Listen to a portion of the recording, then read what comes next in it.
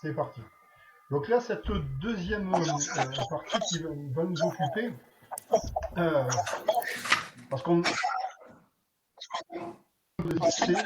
elle se compose au niveau de sa structuration par trois dimensions.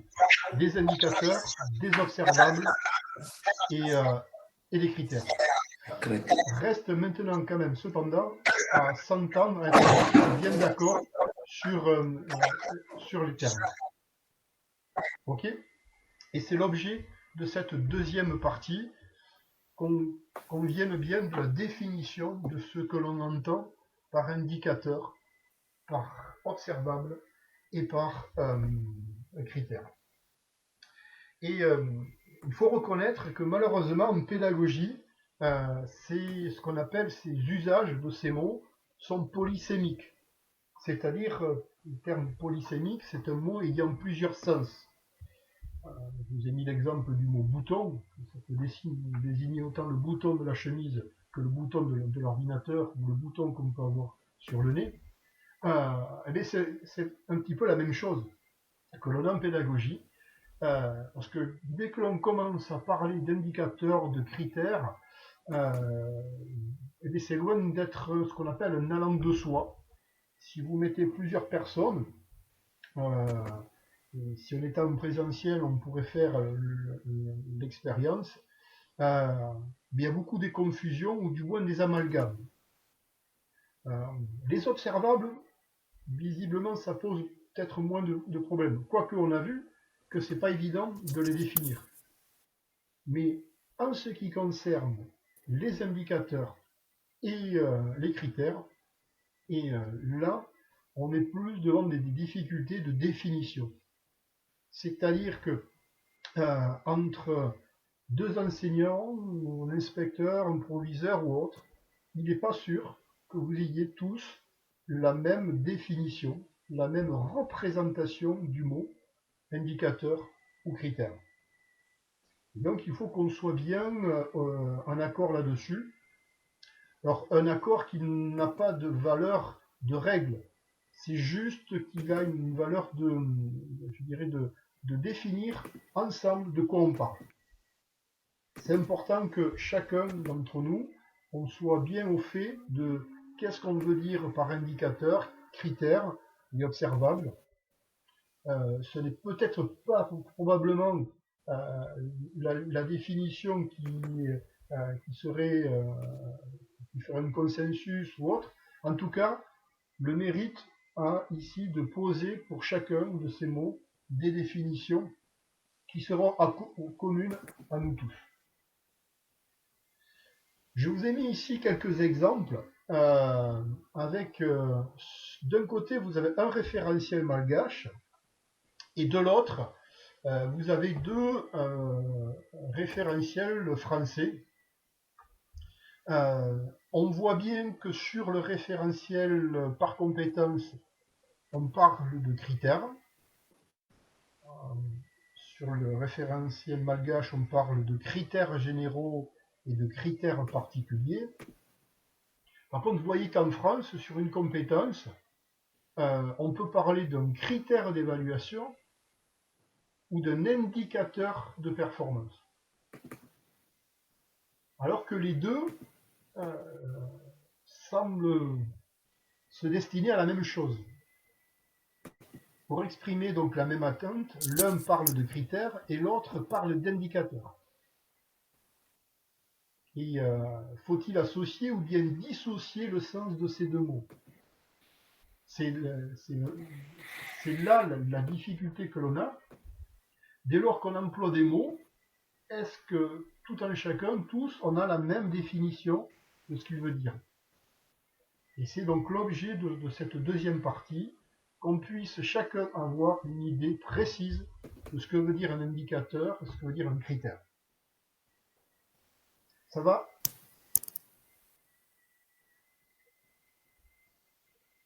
Pour cela, je me suis appuyé sur les définitions du Centre national de ressources textuelles et lexicales. Oui, Ante? S'il vous plaît, on ne voit pas l'écran que vous avez affiché. Comment c'est très, très petit. Oui, oui, mais je vais commenter. Et tu pourras les retrouver après, parce que je vais les commenter. Les définitions que l'on a, qui sont officielles, quand on parle d'un indicateur, c'est qui fait voir quelque chose ou quelqu'un. C'est pas pour rien qu'on parle d'un panneau indicateur. Un indicateur, ça sert à voir quelque chose ou quelqu'un. C'est aussi un dispositif qui fournit des repères et servant à mesurer. Ça rejoint ce que nous a dit tout à l'heure Lydie. On a besoin de mesurer. Donc un indicateur, vous voyez, c'est pas pour rien que j'ai mis à côté la photo du panneau de Mianarivo et dessous ce qu'on appelle un dispositif. Là, le dispositif, c'est mettons un cadran sur lequel il y a une aiguille avec 4 parties.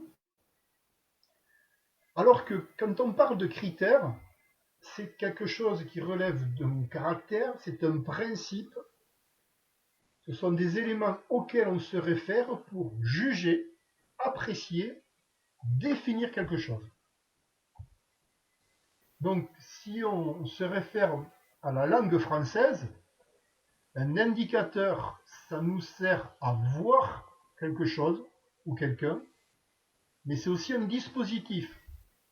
Dedans, il y a des repères. Alors qu'un critère, ce sont des éléments auxquels on se réfère pour juger, apprécier, définir quelque chose.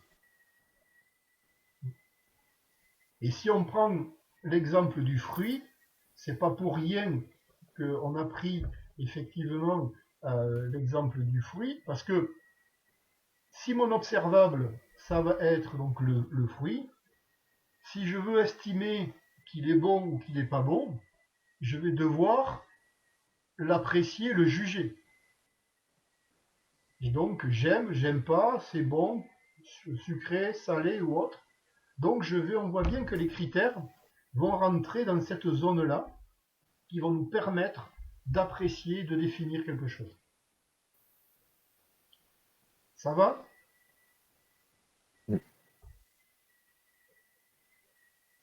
Et si on va passer un petit peu de temps là-dessus, si on fait encore, vous voyez, on vous amène sur pas mal de parallèles. Si on prend l'exemple d'un tableau de bord d'une voiture, on va pouvoir voir la différence entre indicateur et critère.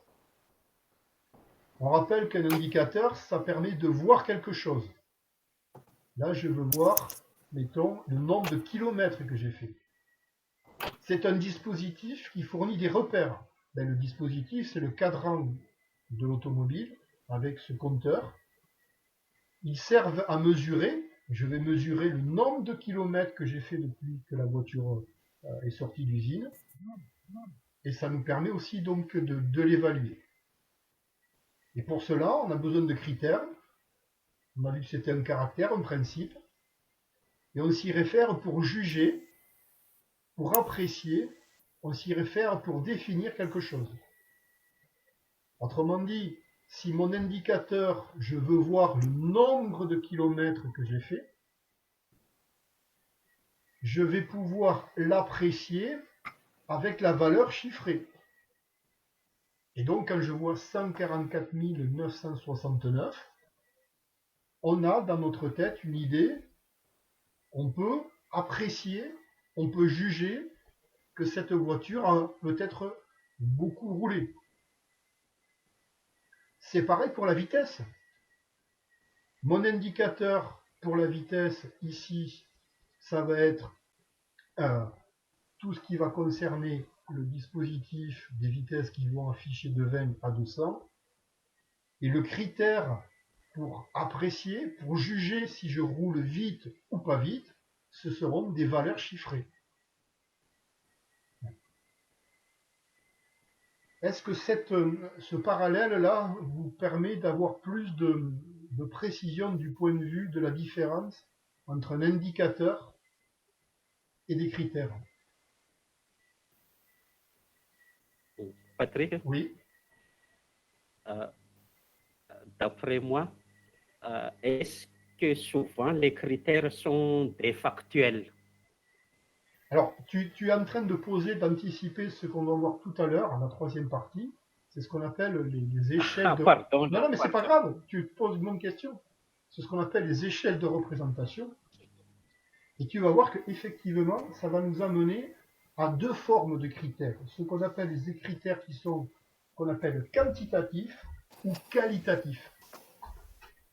Et donc, quand je veux apprécier un fruit, je vais être bien plus dans ce qu'on appelle un critère qui va être qualitatif. J'aime un peu, pas beaucoup ou très peu. Et donc, est-ce que c'est factuel ça ou pas?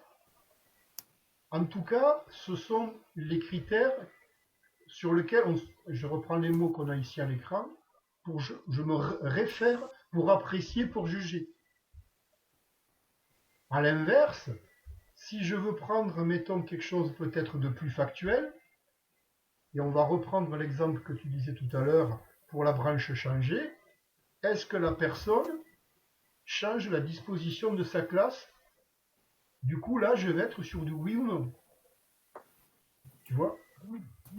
Donc, effectivement, il peut y avoir des fois des critères qui vont permettre d'aller vers quelque chose de factuel, de précis, qui n'est presque pas discutable, alors que des fois, d'autres critères sont beaucoup plus subjectifs. Et c'est pour ça qu'il faut essayer de se donner justement des critères pour qu'on puisse, et là je vais reprendre ce que disait M. Méo, comme si j'étais au tribunal en me disant, ben voilà, je pense que j'ai mis ça, j'ai donné cette note à cette personne, ou je lui ai dit ça, parce que je me suis appuyé sur cet indicateur avec ces critères. Je fais la preuve que. Il faut bien que vous ayez bien en tête cette représentation. L'indicateur, ça me permet de voir quelque chose. Là, mettons, si je prends le premier indicateur de la distance, je peux voir la distance que j'ai parcourue. Par contre, les critères que je vais mettre derrière, ça va me permettre de l'apprécier ou le juger. Quand vous voyez, mettons, 144 969, comment vous pouvez juger ce chiffre? Comment vous l'appréciez?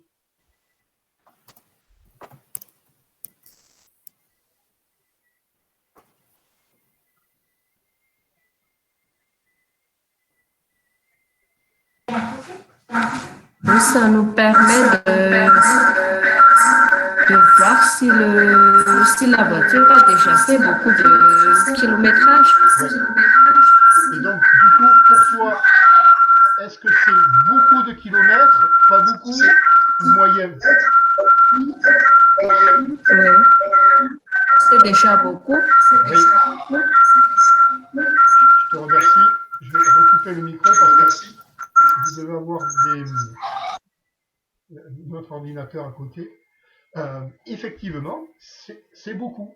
Mais cette valeur de beaucoup, si je puis dire, comment tu en arrives là? C'est parce que tu as utilisé, soit vu plusieurs fois une voiture, soit plusieurs fois conduit une voiture, et tu sais que dans ton fort intérieur, quand une voiture a pas beaucoup de kilomètres, elle veut dire qu'elle a fait peu de distance, et plus ce chiffre est important, plus ça te donne une indication. Et cette indication, elle est fournie grâce à ces critères. Ça va? L'indicateur, ça me permet de voir quelque chose, et je vais reprendre ce que vous avez dit tout à l'heure pour l'eau, avec le système de la branche. Ça me donne une direction vers où veut aller le prof. Ça me fournit des repères qui vont me servir à mesurer. Et pour que je puisse mesurer, évaluer, j'ai besoin d'avoir deux critères pour juger, apprécier. Et si on regarde en plus ce qui est étonnant, quand on regarde les définitions que nous propose la langue française, des fois il y a des choses intéressantes. Quand on regarde la définition d'un indicateur, ça commence par voir quelque chose. Et quand on regarde la définition de critère, il termine par définir quelque chose. Je ne sais pas si c'est fait exprès ou pas. En tout cas, on voit bien que quand on commence à parler d'un indicateur, on dit de suite voir quelque chose, alors que quand on arrive sur un critère, ça arrive qu'à la fin, en conclusion, pour définir quelque chose. Le hasard, peut-être, je ne sais pas. Mais en tout cas, on voit bien que dans un sens, je veux voir quelque chose, et c'est là que l'observable est important, parce qu'on voit bien que l'observable, il va se situer entre les deux, entre un indicateur et un critère. Et justement, si je veux voir... Oui, vas-y Jean-Pierre. C'est ce qui permet la comparaison. Exactement. Ce qui va permettre effectivement d'être... on pourrait dire que l'indicateur et les critères, ce sont les deux rives d'une rivière, d'un pont. Et le pont, justement, c'est les observables qui nous permet de voir où on en est. Ça va, Ante? C'est les explications? Ouais. Si on reprend par rapport à la voiture, oui. L'indicateur, on parlait du kilométrage. Les critères, ça peut être le nombre, etc. Et tout ça, ça peut varier en plus. Alors, je vois Zina aussi qui suit. N'hésite pas, Zina, si tu nous entends aussi, d'utiliser le chat pour poser des questions. Ça permet éventuellement si tu as des questions, n'hésite pas à poser par écrit. Ça va les explications, c'est clair? Zina, pour toi? Oui, c'est clair. D'accord. On va avancer un petit peu maintenant. Et on va aller un petit peu plus loin sur ce qu'on peut, entre nous, définir comme ce que peut être une définition d'un indicateur. Pour ça, je me suis référé aux travaux de Durand et Chouinard. Pour eux, un indicateur, c'est un événement observé, un fait mesurable. Il se réfère à des critères que l'on peut nommer sans ambiguïté. Le mot ambiguïté est clair pour tout le monde?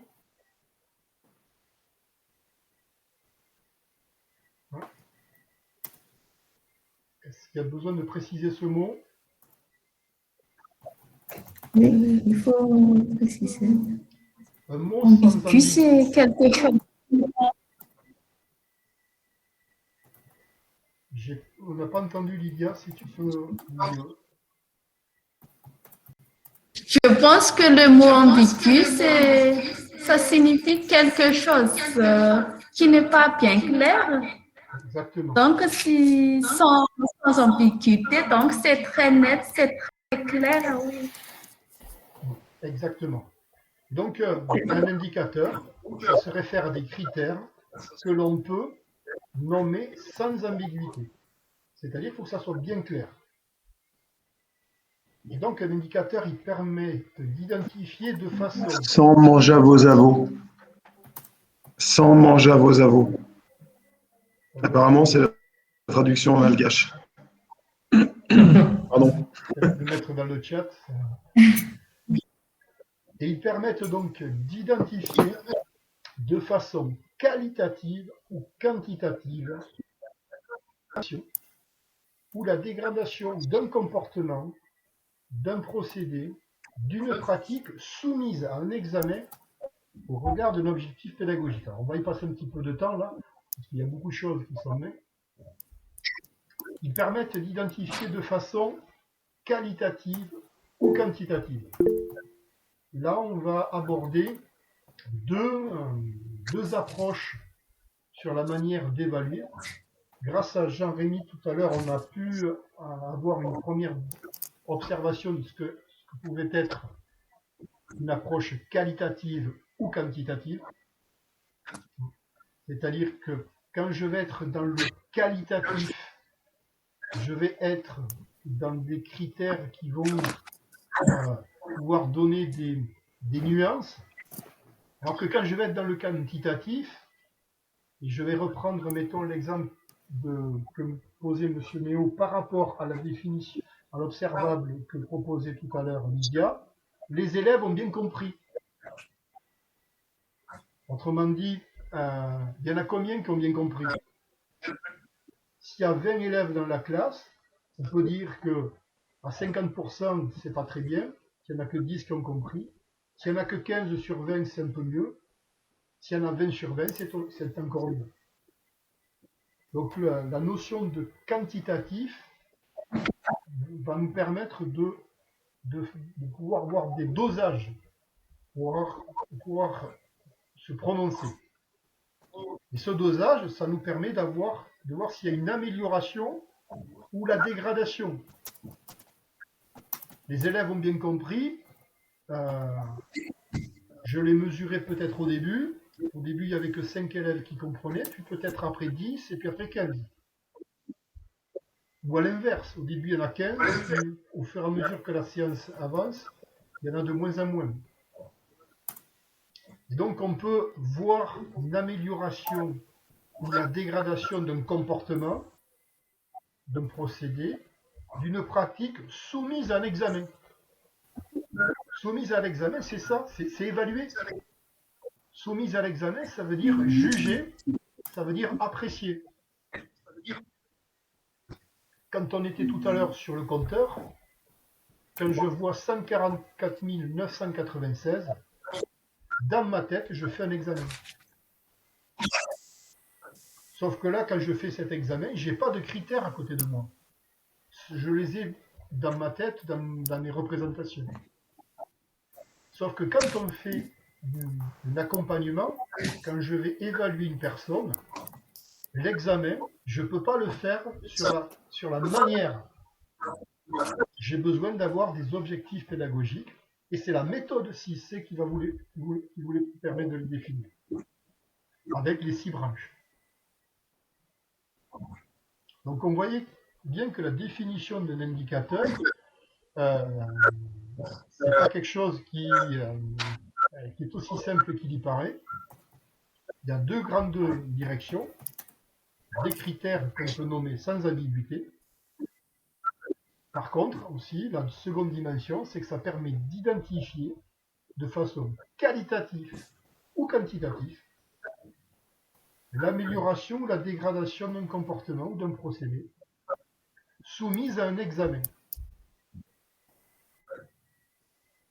Est-ce que vous avez besoin de précision, de commentaires sur ce qu'on vient de voir là, sur cette définition?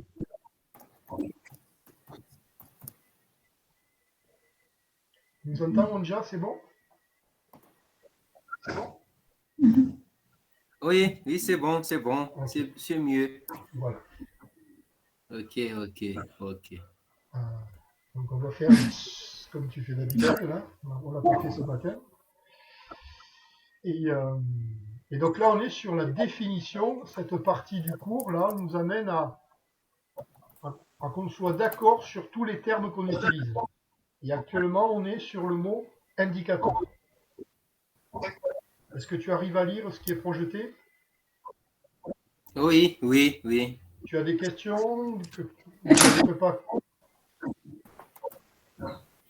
Ok. Ça va? Ça va bien, ça va. Indicateur. Du coup, bon. Donc... Oui, vas-y. Oui, du coup, nous avons parlé déjà dans la professionnalisation du chef de travaux, mais je suis en train de rappeler quelques détails du cours donné par Néo pendant la formation du chef de travaux. C'est pour ça que j'analyse bien les phrases que je vois ici et je crois que je comprends bien. Donc c'est intéressant si tu en plus tu remobilises ça dans ta pratique de chef de travaux. Et effectivement, tu dois, sans commune mesure, effectivement, pouvoir retrouver des applications de cet aspect-là. Donc, si vous voulez bien, on va un petit peu avancer et voir justement pour avoir quelques précisions pour faire la différence entre quelque chose qui relève d'un quantitatif et quelque chose qui relève du qualitatif. Et donc, pour qu'on soit en mesure de repérer plus facilement dans un indicateur, il faut qu'il y ait des observables. Et ces observables doivent pouvoir s'observer de deux possibilités. Soit avec des critères d'un point de vue quantitatif. Et quand on parle d'un quantitatif, c'est que je vais utiliser des unités de mesure. Un pourcentage. Tout à l'heure, je disais, mettons, 15% des élèves ont compris. Ça peut être aussi un ratio, des proportions. 2/3 des élèves ont compris, ou si on allait peut-être sur une posture de chef des travaux, mettons, 2/3 arrivent en retard. Donc, ça peut être aussi une autre forme. Ça peut être un nombre ou une grandeur. Et je vous ai donné un exemple.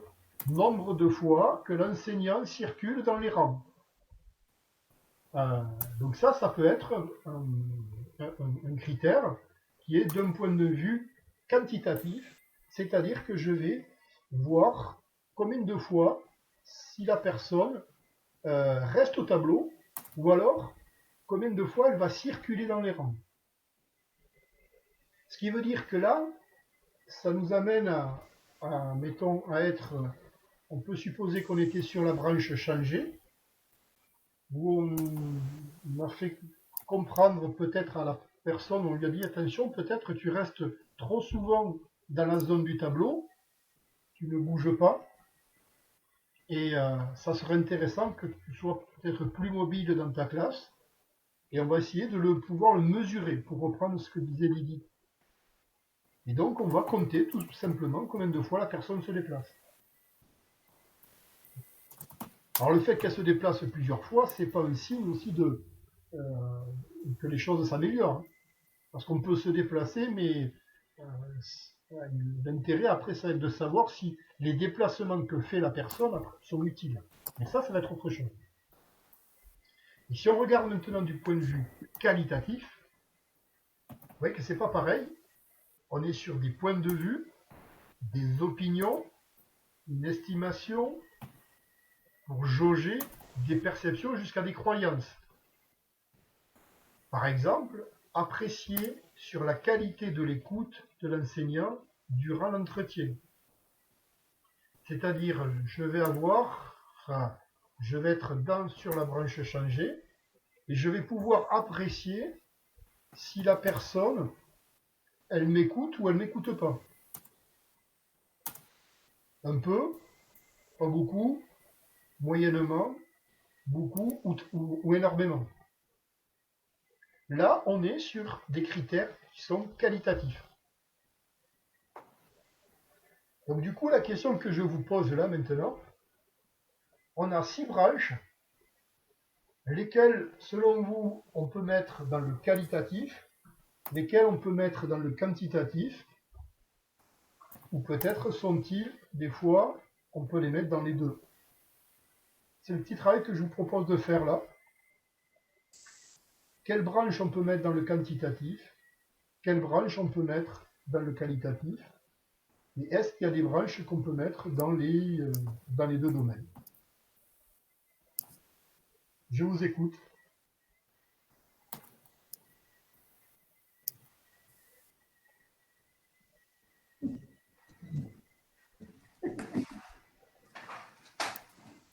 Par exemple, est-ce que je peux parler? Par exemple, On va commencer par Anja, puis après Lily. Ça marche? Par exemple, le branche conscientisé, on peut classer dans le qualitatif.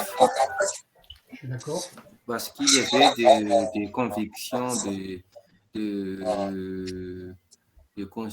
parce qu'il y avait on peut mesurer dans les éléments vie, opinion, estimation, etc. Très bien, je suis d'accord. Lydie, tu voulais rajouter autre chose? C'est Lydia plutôt. Lydia, excuse-moi. Yonza l'a déjà dit tout à l'heure, les construits sont un peu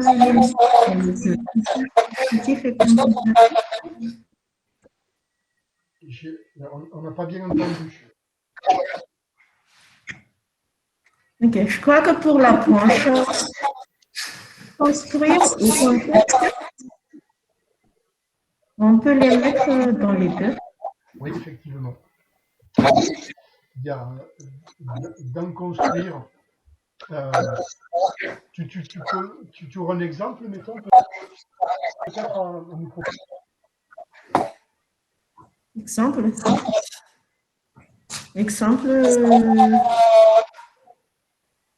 pour construire,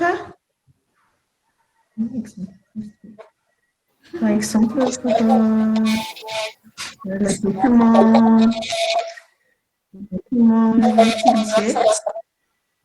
utilisé par le prof, on peut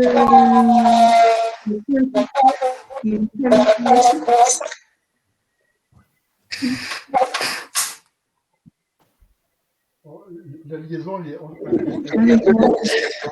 elle n'est pas très bonne. Peut-être si tu peux le mettre dans le chat, si c'est plus facile pour toi.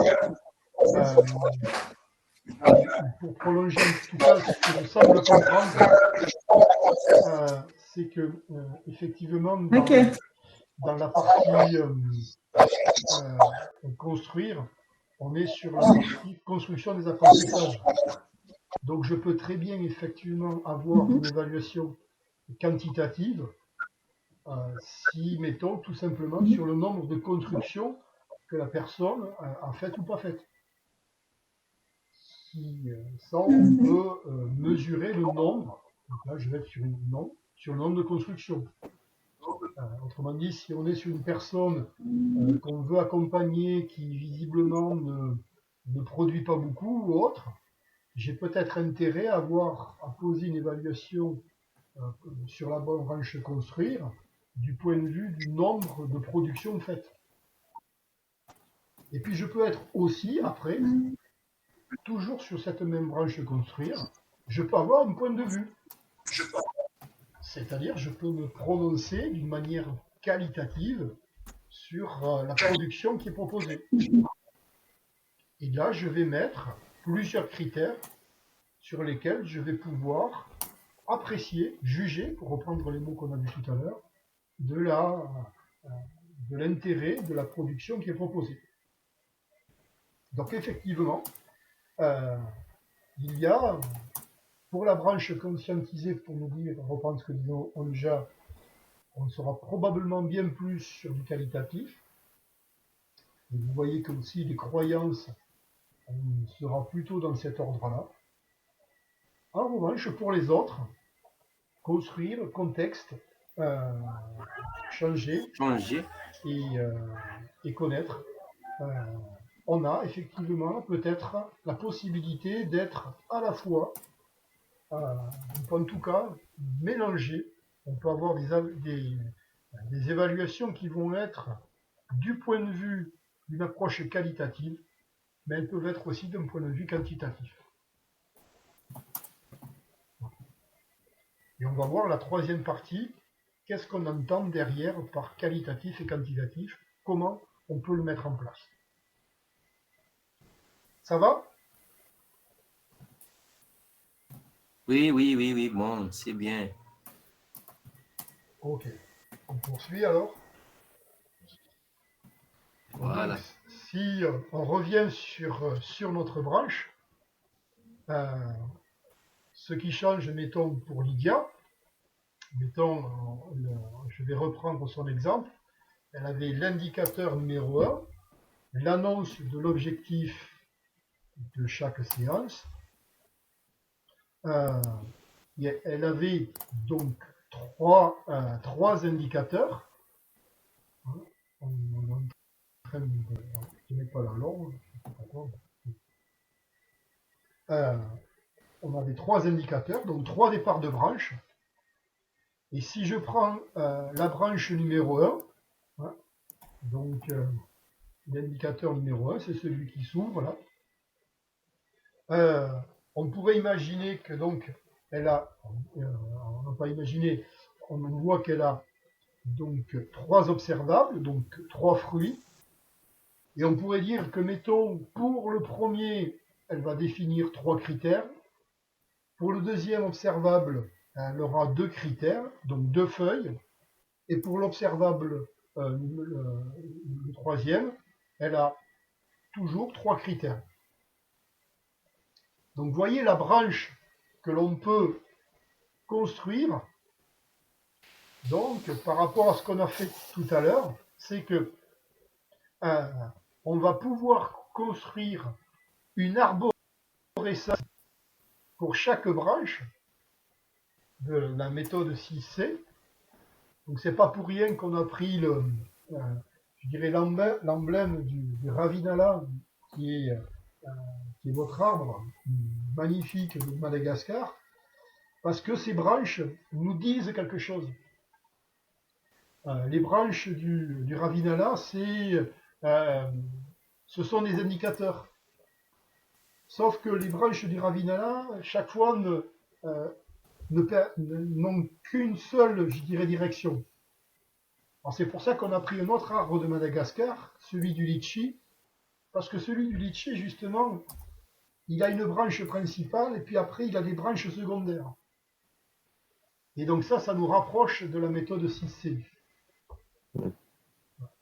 Et donc, on pourrait avoir quelque chose de magnifique, on pourrait dessiner ainsi la méthode 6C sous forme d'une arborescence, mais presque comme si on voyait un arbre vu de dessus, ou du moins avec une arborescence d'un genre nouveau. Il ne serait pas comme un arbre généalogique. Ça vous parle quand on parle d'un arbre généalogique?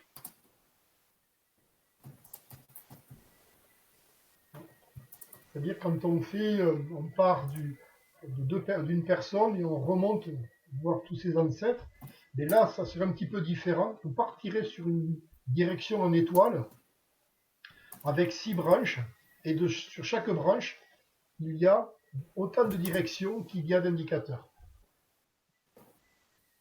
Et sur chaque branche... On a mal entendu? Oui. On n'a pas bien entendu. Est-ce qu'on peut répéter, s'il vous plaît? Tu poses une question ou tu veux que je répète? Est-il possible de répéter, s'il vous plaît, la dernière explication? Alors, je disais que donc la méthode 6C, elle reprend le principe d'un arbre dans lequel on aurait 6 branches principales, qui sont les 6 directions de notre méthode. Et sur chaque branche, il y a autant de petites branches qu'il y a d'indicateurs. Et donc, à chaque branche secondaire correspond un nombre d'observables, qui parfois peuvent être 3, 2, 1. Et en plus, autour de chaque observable, il y a des critères. Donc, il y a des feuilles. Donc voilà la représentation, je dirais visuelle, on pourrait dire même graphique et artistique, que pourrait reprendre notre méthode 6C. Construite sous ce principe-là d'une arborescence, d'une construction organique. Donc là, le document qui apparaît, il est très important. Je vous demande de bien le visualiser. vous avez d'un côté les 6 branches de la méthode. Pour chacune, on a des indicateurs. Et pour chaque indicateur, il faut attribuer des observables. Et pour ces observables, on a des critères qui peuvent être soit qualitatifs ou quantitatifs. Et ce cheminement dans votre tête, il faut vraiment qu'il soit je veux dire, intégré, parce que ça vous donne toute la trame, le schéma, j'aurais même envie de dire l'architecture de votre méthode. 6 branches, 6 directions, croyances, changer, contexte, construire, scientiser et connaître. Pour chaque branche, j'ai des indicateurs. Donc du coup, autant de branches complémentaires qu'il y a d'indicateurs. Et sur chaque petite branche, il y a des observables. Et pour chaque observable, je vais pouvoir avoir des critères. Quand je suis dans le quantitatif, je suis plus proche de quelque chose qui est objectif. Pour répondre à Jean-Rémy, c'est quelque chose qui est plutôt factuel. Alors que quand je suis sur du qualitatif, ça peut être un petit peu plus subjectif. Et ce schéma-là, il faudra vraiment que vous l'ayez visuellement, il faut l'avoir en tête. Est-ce qu'il vous semble compréhensible et accessible?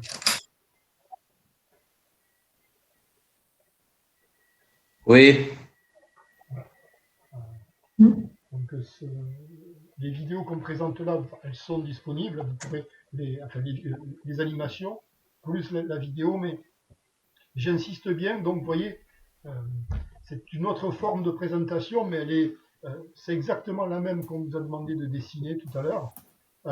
C'est cette représentation sous forme d'une branche qui est beaucoup plus peut-être artistique que celle que je vous présente là, mais le principe reste le même. Chaque branche est pour chacune un inventaire variable d'indicateurs, et pour chacun un ou des observables, et pour chacun des critères qui soient qualitatifs ou quantitatifs. Ça va?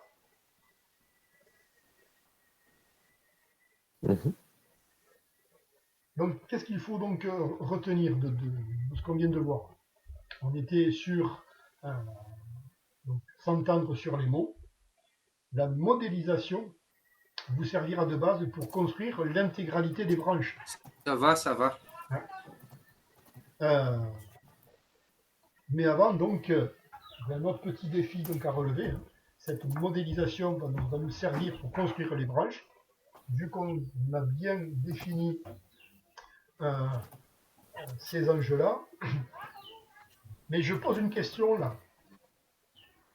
Imaginons que vous ayez votre méthode 6C comme ça, et que sur une branche, vous ayez 6 indicateurs, sur une autre 5, une autre 7, une autre 6, une autre 8, une autre 3. Comment on va pouvoir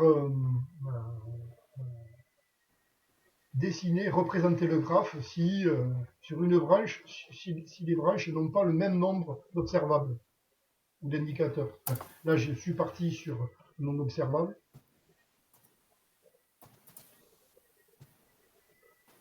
Est-ce que ça pose un souci, selon vous, d'avoir des observables différents en termes de nombre?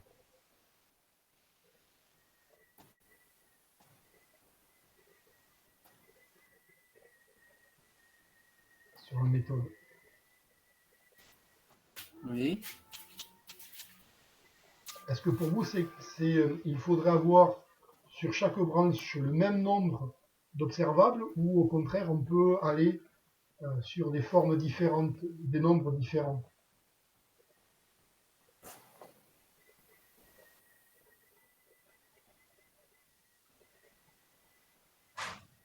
Ça peut être différent. Oui. Ça peut être différent, ça dépend des observables. Exactement. Donc il n'y a pas effectivement une obligation d'imposer, mettons qu'il y ait 6 observables sur chaque branche. On va pouvoir effectivement varier et avoir sur l'un plus d'observables que d'autres. On verra comment après on peut le modifier. Vous voyez que là j'ai représenté la branche changée. On a 2 indicateurs, donc 2 branches secondaires. On a 6 observables, donc 6 litchis, et 16 critères qui sont 16 feuilles. Et on verra par un petit système mathématique tout simple qui nous permettra après de tracer votre graphe. Donc effectivement, oui, dit Lydia, il n'y a pas nécessité d'avoir le même nombre de graphes, d'observables par branche. Donc du coup, ce que je vous propose, c'est de poursuivre le dessin, déjà de se remettre, de prolonger le travail que vous avez fait tout à l'heure, de poursuivre cette construction de la branche changée, toujours en restant sur la construction uniquement des indicateurs et des observables, de dessiner cette branche-là, et on va vous accorder, donc pour vous, il est là-bas 10h30, et je vous propose qu'on se retrouve donc à 11h, et si vous pouviez nous présenter un petit peu ce que vous avez fait comme dessin, d'accord? Ça marche?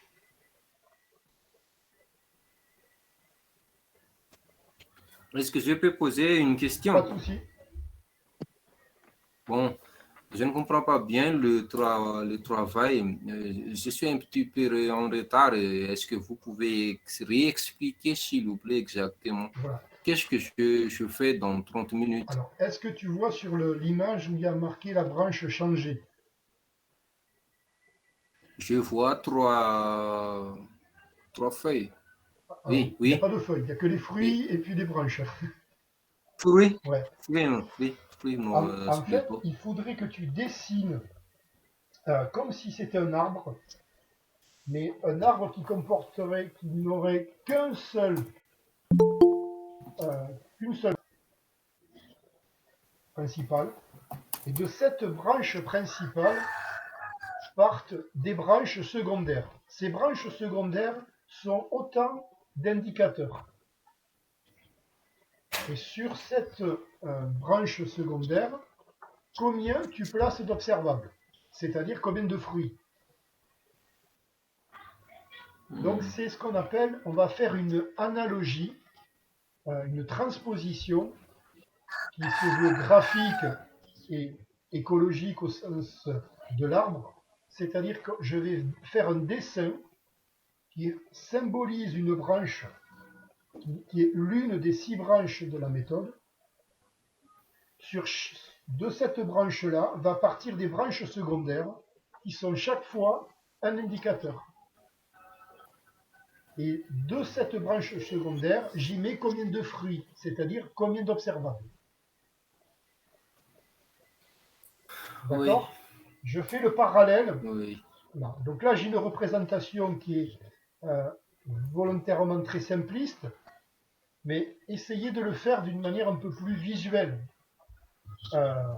Et donc, si je suis sur la branche changée, bon, est-ce que la personne veut changer ses pratiques ou pas? Je pourrais dessiner une branche, puis j'ai une première petite branche secondaire qui part, avec un observable. Je veux voir si la personne, mettons, elle, dans son discours, est-ce qu'elle va changer son discours en étant soit optimiste ou soit pessimiste. Tu vois? Donc mon observable, ça va être, est-ce que dans le discours, la personne va être dans un discours soit de refus ou d'acceptation.